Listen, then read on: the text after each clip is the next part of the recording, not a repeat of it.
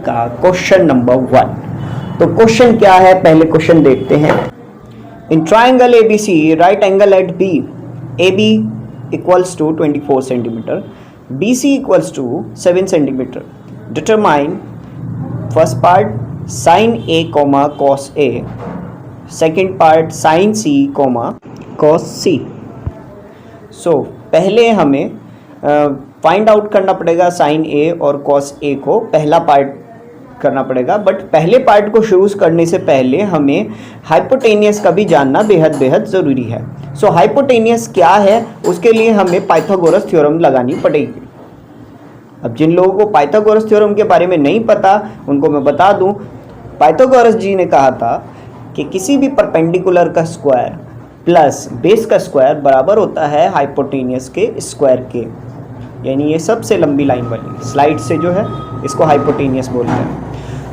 तो स्क्वायर का उल्टा होता है अंडर रूट। अब आपको पता है यहाँ पर परपेंडिकुलर 7 है और बेस है 24, तो इन दोनों का स्क्वायर रख देते हैं। तो 24 का स्क्वायर आएगा 576 और 7 का स्क्वायर 49, और इनको प्लस करने के बाद 625 आ जाएगा। जिनको नहीं पता उनको बता दें कि 625 स्क्वायर रूट होता है 25 का, और यहां से हमें हाइपोटेनियस मिल गई है 25। अब पहले पार्ट में आते हैं साइन A और cos A।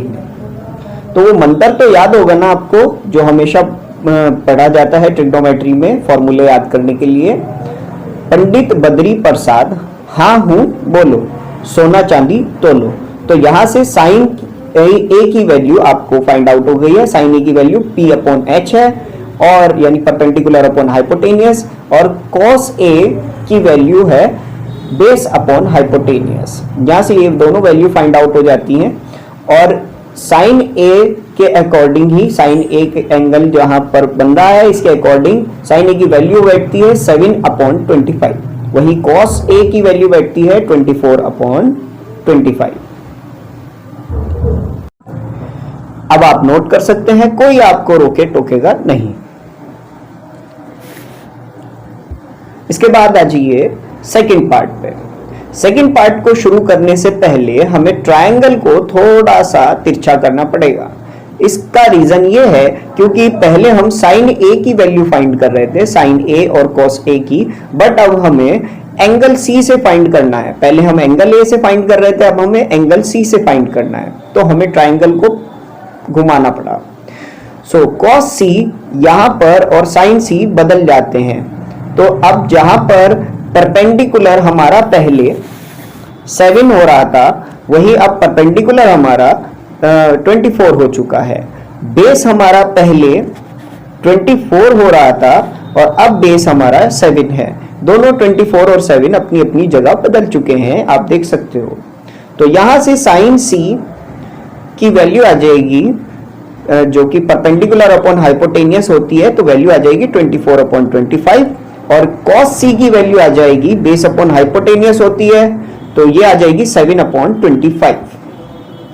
I hope so आपका ये क्वेश्चन समझ में आ गया होगा और आप इससे पूरा सेटिस्फाई हो गए होंगे इस वीडियो से। अगर वीडियो आपको अच्छी लगी है तो वीडियो को लाइक शेयर कमेंट जरूर करना, और नए हो तो चैनल को सब्सक्राइब भी कर दें। अगला क्वेश्चन 2। तो क्वेश्चन क्या है ये देखिए। In figure find 10p less cot r। सो कहना क्या चाहता है क्वेश्चन में बस एक 10p और cot r की वैल्यू दी है, कहा है कि इनकी वैल्यू फाइंड आउट कीजिए और इनको माइनस कर दीजिए। भैया लग जाइए काम पर। तो देखिए tan थीटा की वैल्यू क्या होती है, उसके लिए मंत्र पढ़ना पड़ेगा, वही पुराना मंत्र। तो पढ़िए मेरे साथ। पंडित बद्री प्रसाद हाँ हूं बोलो, सोना चांदी तोलो। तो यहां से t हमें बता देगा कि tan थीटा की वैल्यू है परपेंडिकुलर अपॉन बेस। हमेशा से कोट थीटा tan का उल्टा होता है, तो कोट की वैल्यू बेस अपॉन परपेंडिकुलर रहेगी। अगर हम क्वेश्चन के अकॉर्डिंग देखें और इस फिगर को देखें तो यहाँ पर हमें 12 और 13 यानी परपेंडिकुलर और हाइपोटेनियस तो है, एक साइड तो है लेकिन दूसरी साइड नहीं है। तो दूसरी साइड निकालने के लिए पहले मुझे पाइथागोरस थ्योरम चलानी पड़ेगी। अब जो पूछ रहे हैं कि पाइथागोरस थ्योरम क्या है तो सुन लीजिए। पाइथागोरस जी ने ये कहा था कि किसी भी राइट एंगल ट्रायंगल का परपेंडिकुलर का स्क्वायर प्लस बेस का स्क्वायर हमेशा हाइपोटेनियस के स्क्वायर के बराबर रहता है। क्योंकि अब इस क्वेश्चन के अकॉर्डिंग हम रखें तो 12 का स्क्वायर प्लस क्यू आर का स्क्वायर। अब यहां पर क्योंकि हमें क्यू आर की वैल्यू नहीं पता है, क्यू आर लाइन की, तो हम उसको क्यू आर का स्क्वायर रखते हैं इक्वल टू 13 का स्क्वायर। अब इसको आगे सॉल्व करते हैं तो 12 का स्क्वायर होता है 144, क्यू आर का स्क्वायर क्यू आर का रहेगा और 13 का स्क्वायर हो जाएगा 169। जहां 144 इधर प्लस का है तो दूसरी साइड जाकर माइनस का हो जाएगा। तो 169 में से जब 144 लेस होंगे माइनस होंगे तो आएगा हमारा 25। तो q r square equals to 25। स्क्वायर का उल्टा अंडर रूट होता है और क्यू आर इक्वल्स टू आ गया है हमारा 5। 25 अंडर रूट होता है 5 का। तो यहां से पहले मैं टीपी फाइंड करता हूं। तो अगर आप देखें इस ट्रायंगल को तो P वाली पोजीशन से देखते हैं तो जो 10P है उसके हिसाब से इसका जो परपेंडिकुलर बैठेगा वो 5 बैठेगा और इसका जो बेस बैठेगा वो 12 बैठेगा। और अब कोट आर, तो उसके लिए मुझे वही पुराना मतलब पहले वाला ट्रायंगल उसी रोटेट में लाना पड़ेगा। तो उसी रोटेशन के हिसाब से अगर हम देखें तो जो हमारा कोट आर है उस हिसाब से जो परपेंडिकुलर बैठेगा वो 12 बैठेगा और जो बेस होगा वो 5 बैठेगा। तो अब 10P और कोट आर की वैल्यू रख देते हैं। दोनों की वैल्यू 5/12 है।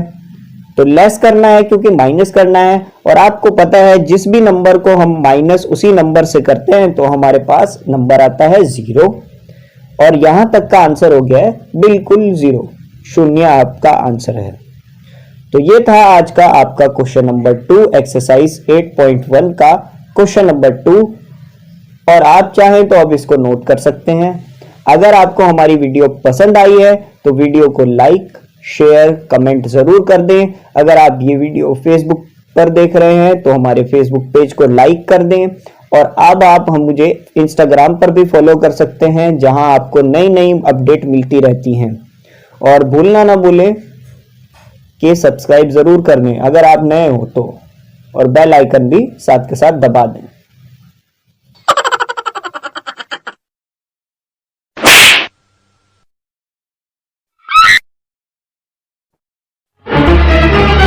Oh no!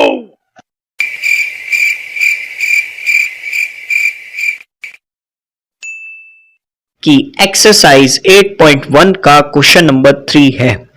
तो क्या है क्वेश्चन? क्वेश्चन है sin a equals to 3/4 calculate cos a and tan a। तो क्या समझ में आया आप लोगों को? तो sin a हमें मिला हुआ है और हमें cos a और tan a को फाइंड आउट करना है। क्योंकि sin a perpendicular upon hypotenuse होता है। यहां से ट्रायंगल का परपेंडिकुलर 3 है और हाइपोटेनियस 4 है। ये बात हमें पता चल चुकी है, ये बात हमें ज्ञात हो चुकी है। अब मंत्र तो आप सबको याद होगा, पंडित बद्री प्रसाद हाँ हूं बोलो सोना चांदी तोलो। तो इससे अब आके अप्लाई करते हैं। सबसे पहले हम मुझे पाइथागोरस थ्योरम लगानी पड़ेगी। अब वही पुरानी बात, पाइथागोरस थ्योरम क्या है? अब जो पूछ रहे हैं कि पाइथागोरस थ्योरम क्या है तो सुन लीजिए। पाइथागोरस जी ने ये कहा था कि किसी भी राइट एंगल ट्रायंगल का परपेंडिकुलर का स्क्वायर प्लस बेस का स्क्वायर हमेशा हाइपोटेनियस के स्क्वायर के बराबर रहता है। अब अकॉर्डिंग टू पाइथागोरस परपेंडिकुलर का स्क्वायर प्लस बेस का स्क्वायर बराबर होता है हाइपोटेनियस के स्क्वायर के। सो यहां पर मुझे 3 का स्क्वायर परपेंडिकुलर जो है वो 3 का स्क्वायर प्लस बेस का स्क्वायर, क्योंकि मुझे बेस तो निकालना ही है, इक्वल टू 4 का स्क्वायर जो कि मेरा हाइपोटेनियस दिया हुआ है। तो 3 का स्क्वायर 9 हो गया, b का स्क्वायर ही रहेगा प्लस में, और इक्वल टू 4 का स्क्वायर होता है 16। सो 9 इधर प्लस का है, दूसरी तरफ जाकर माइनस का हो जाएगा। 16 में से जब 9 चले जाएंगे तो 7 बचता है, तो x का स्क्वायर बराबर आ गया है 7 के, और स्क्वायर का उल्टा अंडर रूट होता है, सभी को पता है, अंडर रूट 7 आ गया। सो जो मंत्र है पंडित बद्री प्रसाद वाला, वहां से आपको cos की वैल्यू और tan की वैल्यू भी फाइंड आउट हो जाएगी। तो cos की वैल्यू होती है बेस अपॉन हाइपोटेनियस, तो यहां से है बेस cos जो है आपका वो अंडर रूट 7 अपॉन 4 आ जाएगा, और tan a की वैल्यू आ गई है जो कि होती है परपेंडिकुलर अपॉन बेस, तो tan की वैल्यू आ गई है 3 अपॉन अंडर रूट 7। तो आज का ये क्वेश्चन यहीं तक समाप्त होता है। खत्म, बाय बाय, टाटा, गुड बाय, गया। और आशा है कि आपकी जो भी प्रॉब्लम थी वो भी सॉल्व हो गई होगी।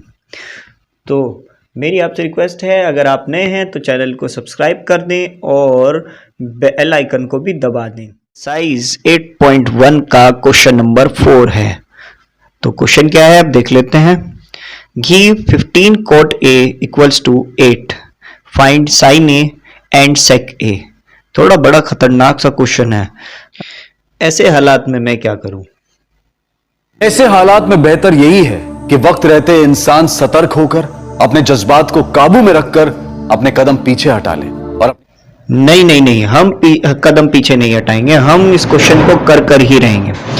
तो देखिए 15 cot A बराबर है 8 के, तो जो 15 आप यहां पर देख रहे हैं वो दरअसल मल्टीप्लाई हो रहा है cot A से, तो 15 यहां पर मल्टीप्लाई हो रहा है तो दूसरी तरफ डिवाइड हो जाएगा। अब cot A की वैल्यू तो आपको पता है, cot A होता है बेस अपॉन परपेंडिकुलर। मंत्र भूल गए क्या? वही पंडित बद्री प्रसाद, हाँ हूं बोलो, सोना चांदी तो लो, वही वाला मंत्र याद रखेंगे, उसी से के बेस से आपको पता चल जाएगा। 10 का उल्टा होता है कोट, तो परपेंडिकुलर अपॉन बेस 10 होता है, और कोट की वैल्यू बेस अपॉन परपेंडिकुलर होती है, ये तो बात आप जानते हैं। तो फाइंड आउट क्या करना है? फाइंड आउट करना है हमें साइन ए और सेक ए। सो पहले पाइथागोरस से हम फाइंड आउट करते हैं। मुझे बेस और परपेंडिकुलर का तो पता है, तो पाइथागोरस थ्योरम के अकॉर्डिंग परपेंडिकुलर का स्क्वायर प्लस बेस का स्क्वायर बराबर हाइपोटेनियस के स्क्वायर का होता है। तो परपेंडिकुलर का स्क्वायर यहां पर मुझे 15 दिया गया है, और 15 का स्क्वायर है, और बेस का स्क्वायर 8 का स्क्वायर मैंने रख दिया, इनकी वैल्यू रख दी है। इसके बाद 15 का स्क्वायर हो गया 225 प्लस 8 का स्क्वायर 64। सो इनको प्लस कर दूंगा तो ये आ गया 289।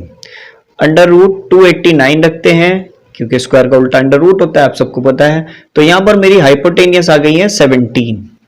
सो साइन की वैल्यू रखते हैं, साइन थीटा अगर आप मंत्र पढ़कर देखते हैं तो परपेंडिकुलर अपॉन हाइपोटेनियस साइन की वैल्यू होती है। तो यहां पर साइन की वैल्यू आ गई है 15 अपॉन 17, और सेक ए जो कि कोस का उल्टा होता है, तो उस हिसाब से हमारी जो वैल्यू आई है हाइपोटेनियस अपॉन बेस यानी 17 अपॉन 8। यहां तक होता है आपका क्वेश्चन समाप्त।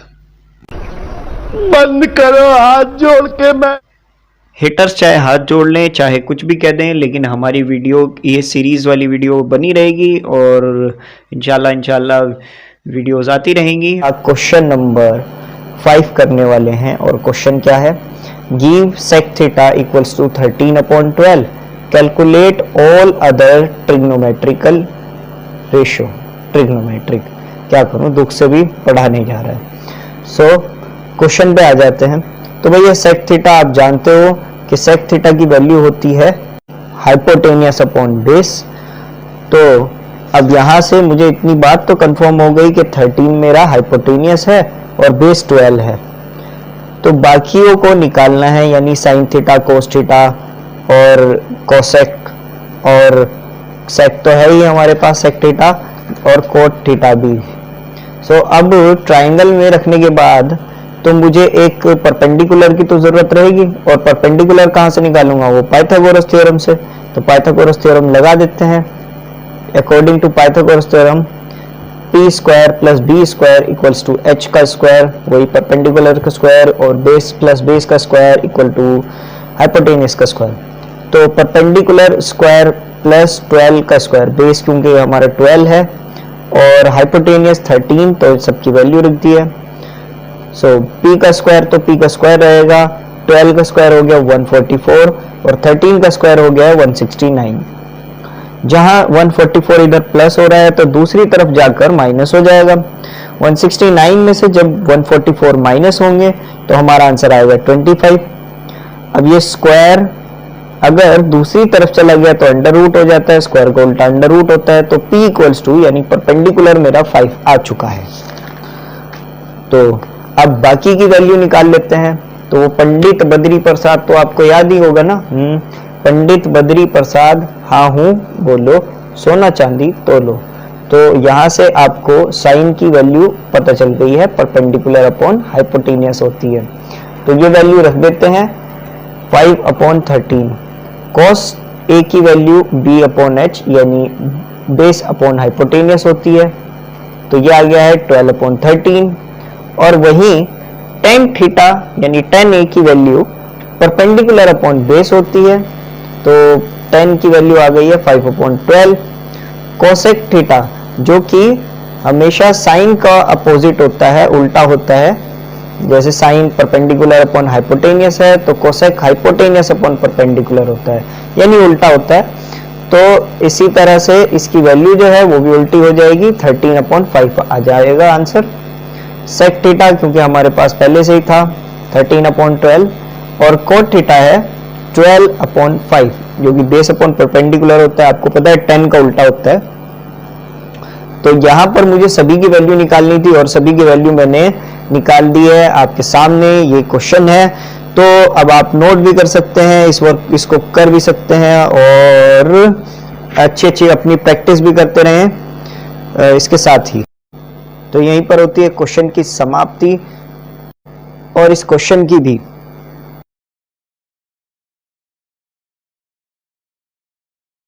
खत्म, बाय बाय, टाटा, गुड बाय, गया। वीडियो अगर आपको पसंद आई हो तो वीडियो को लाइक ज़रूर करना, कमेंट ज़रूर करना हमें, और अच्छी कमेंट्स करें। आपकी कमेंट्स पढ़ने से मुझे बहुत मोटिवेशन मिलता है, तो सब्सक्राइब ज़रूर करें। बहुत बहुत शुक्रिया। और मुझे पता है आप लोग वाइट वाले बैकग्राउंड से अब तक बहुत बोर हो चुके होंगे, तो आज का बैकग्राउंड थोड़ा पहले चेंज कर देते हैं, फिर वीडियो की स्टार्टिंग करते हैं।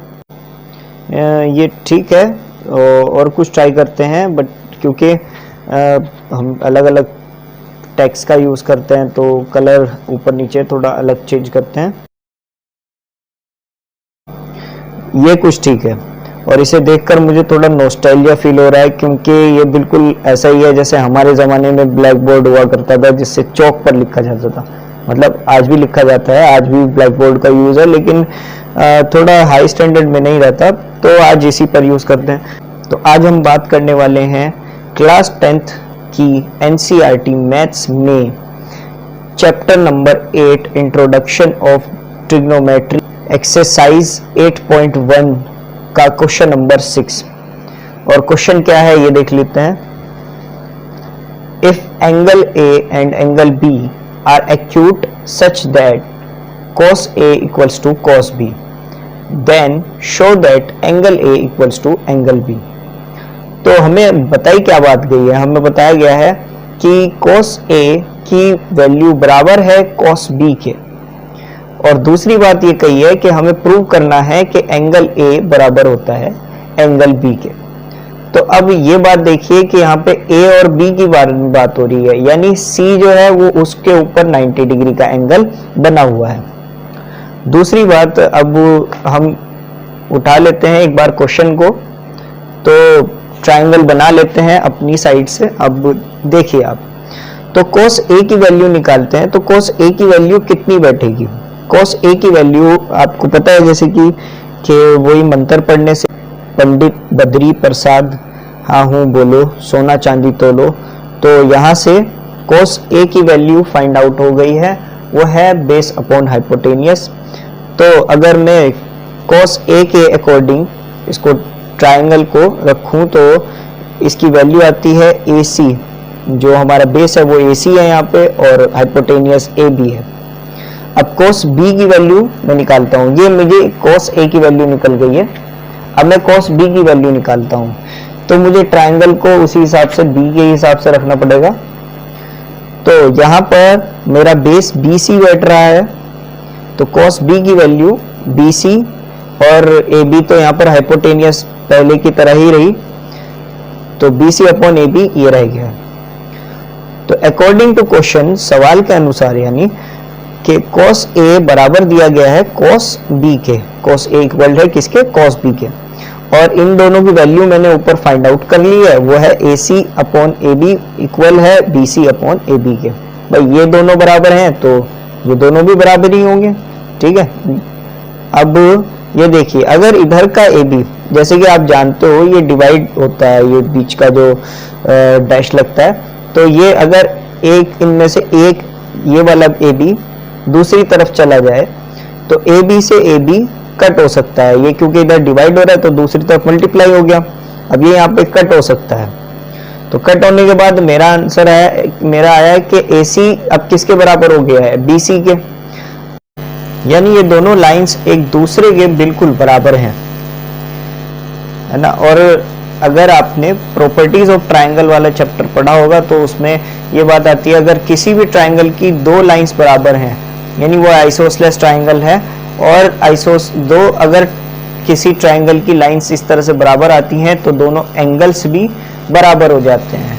तो ये ट्राइंगल की प्रॉपर्टी है। आप चाहे तो प्रॉपर्टीज ऑफ ट्राइंगल की में भी अगर आगे वीडियो आई या आ चुकी होगी, वो आपको हमारे चैनल पर ही मिल जाएगी, वो ज़रूर देखेंगे। तो यहाँ से मुझे ये प्रूव हो गया कि एंगल A एंगल B के भी बराबर होगा, और मुझे प्रूव क्या करना था कि एंगल A एंगल B के इक्वल करना था। यही चीज़ मैंने यहाँ पर प्रूव कर दी है। तो यहाँ तक होती है क्वेश्चन की समाप्ति। आई होप सो आपको ये क्वेश्चन समझ में आ गया होगा। कोई भी इससे रिलेटेड कोई और प्रॉब्लम हो तो आप मुझे कमेंट बॉक्स में ज़रूर लिखें। आप अप्रिशिएट करें और कमेंट अच्छी लिखें, ताकि हमें पढ़ने से भी उसको मोटिवेट होता है। और इस वीडियो को देखने के लिए बहुत बहुत शुक्रिया, और वीडियो को लाइक करें, कमेंट करें, शेयर करें और अपने दोस्तों तक शेयर करें। और बताना भूल गया कि सब्सक्राइब ज़रूर कर दें।